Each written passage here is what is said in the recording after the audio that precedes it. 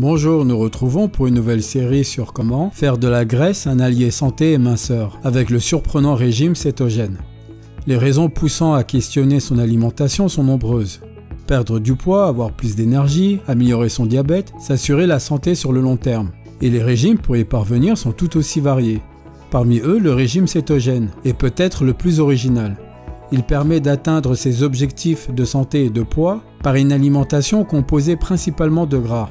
Non, je ne moque pas de vous. D'ailleurs, je vous propose d'expliquer comment et pourquoi cela fonctionne, en m'appuyant sur un siècle de pratiques et d'études scientifiques. Alors si vous êtes prêt à troquer les bonbons contre du bacon grillé ou des toasts à l'avocat, et que vous êtes tout simplement curieux, voici l'occasion de tout comprendre du régime cétogène. Dans cette vidéo, nous verrons les grands principes du régime cétogène. Dans la prochaine vidéo, je vais présenter les bienfaits du régime cétogène sur la santé d'après la science. Dans la troisième vidéo, j'expliquerai comment on atteint l'état de cétose pour forcer notre corps à utiliser les graisses comme source d'énergie. Et dans la dernière vidéo, je vais détailler les risques sur la santé en m'appuyant sur plusieurs études scientifiques. Entrons dans le vif du sujet. Misez tout sur le gras, voici les principes du régime cétogène. Le régime kétogénique, ou régime cétogène en bon français, est à première vue très surprenant. Il s'agit de faire des lipides, autrement dit le gras, l'élément principal de son alimentation. Pour y parvenir, on déduit drastiquement les glucides et on modère les protéines. En voyant le mot gras devenir ami avec régime et santé, vous pensez sûrement qu'il s'agit là d'une grande conspiration des fast-foods pour attirer de nouveaux clients, ou que j'essaye gentiment de légitimer votre penchant pour le jambon. Pourtant non, le régime céto, de son petit nom, n'a rien d'une fable, c'est même très sérieux. Il s'agit d'un mode d'alimentation dont les bienfaits sont prouvés régulièrement par de nombreuses études. D'ailleurs, lorsque le régime cétogène est né dans les années 1920, il s'agissait d'un essai médical pour diminuer les crises chez les enfants atteints d'épilepsie. Les résultats rappelés par Freeman, Kosog et Hartman ont été si concluants qu'aujourd'hui le régime cétogène rencontre un succès grandissant. Et on comprend facilement pourquoi. Les différentes variantes du régime céto. Voici la répartition des macronutriments par type de régime que je vais détailler tout de suite. Le régime standard est le plus pratiqué. Il correspond simplement à une alimentation cétogène classique et sans interruption. Le régime cétogène élevé en protéines est sensiblement identique, à part 5% que l'on prend en plus en protéines au lieu des lipides. Cette variante est la plus adaptée pour ceux qui veulent s'assurer une masse de muscles importante, tels que les culturistes ou les personnes âgées afin de prévenir la dégradation musculaire. Le régime cétogène cyclique est identique au régime standard dans la balance en apport, mais il permet d'alterner par de courtes périodes d'alimentation plus élevées en glucides, soit 1 ou 2 jours par semaine, soit 3 à 4 jours dans le mois, toujours d'affilée. C'est un bon compromis pour se tenir au régime, mais davantage est destiné à ceux qui ont une activité physique suffisamment intense pour éliminer immédiatement les stocks de glucides. Si vous pratiquez des entraînements sportifs plus modérés, alors il n'est pas conseillé de s'engager dans le cyclique. Autrement, votre corps va stocker ses glucides et ainsi ne pas pouvoir retourner en état de cétose.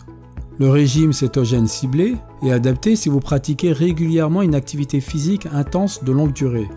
En complément du régime cétogène standard, vous pouvez consommer environ 25 g de glucides entre 35 et 45 minutes avant l'activité physique. De cette façon, les muscles vont bénéficier du glucose dont ils ont besoin pour être endurants. Plus efficace que les autres régimes pour perdre du poids rapidement et durablement. Œil pour œil, gras pour gras. Pendant de nombreuses années, tous les régimes ont porté sur l'obsession de réduire le gras dans notre alimentation. Pourtant, l'étude Dyson a permis de confronter ce type de régime allégé en graisse contre un très allégé en glucides. Après 6 mois, les femmes en régime très allégé en glucides ont perdu en moyenne le double de masse graisseuse que celle du régime allégé en gras. On retrouve le même type de résultat dans une étude de Boni, rassemblant des sujets diabétiques et non diabétiques. Les sujets étaient répartis aléatoirement dans un groupe, soit avec un régime allégé en glucides, soit en suivant les recommandations nutritionnelles du Royaume-Uni pour les personnes diabétiques. Une fois encore, les sujets du régime allégé en glucides ont perdu significativement plus de poids que les autres. 6,9 kg contre 2,1 kg, soit plus du triple. Part et ne revient pas. Le régime cétogène permet également d'éviter le regain de poids.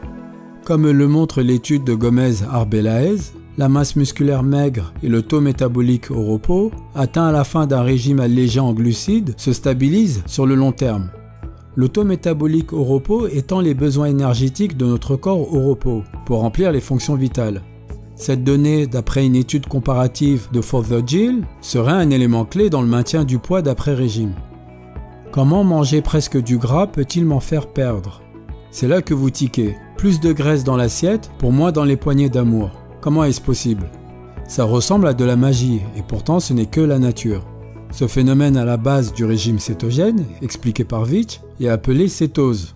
La cétose fonctionne de la manière suivante. Le corps utilise normalement le glucose contenu dans le sang comme source d'énergie parce que c'est plus facile. Du coup, le gras, qui lui sert peu, est majoritairement stocké. Quand on prive le corps de glucides, il n'a d'autre choix que de puiser dans d'autres types de ressources, les acides gras. Mais la barrière hémato-encéphalique de notre cerveau ne laisse pas passer ces acides. Alors le foie les transforme en cétones, envoyés dans le sang.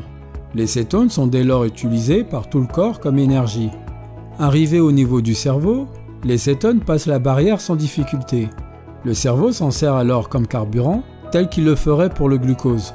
En plus, contrairement au glucose à l'excès, les cétones ne provoquent pas de perméabilité de la barrière hémato-encéphalique ou d'inflammation.